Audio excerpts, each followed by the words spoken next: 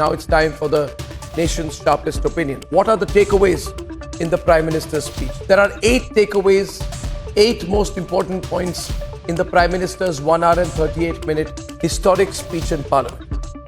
I see this as the most important speech singularly before the 24 battle, and here's why. Number 1, the Prime Minister has declared 370 for only the BJP and 400 plus for the NDA. This means that the Prime Minister is reading the 24 election differently from 29. Because even insiders and psephologists will say the 370 plus number is about 40 more, even if the BJP goes all out. So there's some mega X factor from the Modi reading of this campaign. And he is the most experienced and popular Prime Minister that the country has had. Point number 2, the Prime Minister has rightly called out the rivalry of the UPA era of being mighty pleased about being the 11th largest economy. You know, when Manmohan Singh and Chidam would say, let's celebrate, we are the 11th largest economy. This tells me the Prime Minister is very, very, very secure about the transformation he has led for India's economy.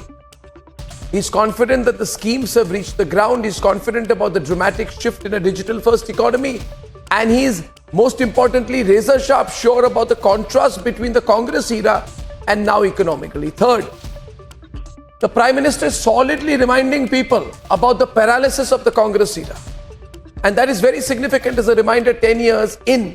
If he is going to up the ante before the 370 plus figure, usually people are defensive. They say, no, we didn't do too many things wrong.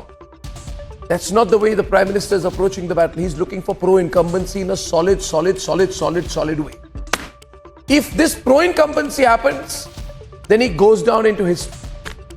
Fourth, the unapologetic takedown of Nehru. Very good. I'm very happy. I'm glad the Prime Minister wasn't being too politically correct about it, because the damage Nehru did, the selfishness of Nehru, the mistakes of Nehru, and the fact that Nehru was planted, selected and not elected as the first Prime Minister of the country. He has to be exposed. This is very significant for me, because this concoction, ladies and gentlemen, of blind praise for Nehru and Nehruinism had to be countered. And the Prime Minister is positioning politically aggressively to openly counter it. Fifth, the Prime Minister's step-by-step layout of what he calls his 3 terms is not just about confidence and equal, about strategic vision being delivered. He's working part of a plan. Sixth, corruption is going to be the main focus. The looters will be dragged back. Seventh, the zero tolerance to the Tukde gang is back in focus. Integration in the cacophony of secession of the opposition. That for me will set the tempo.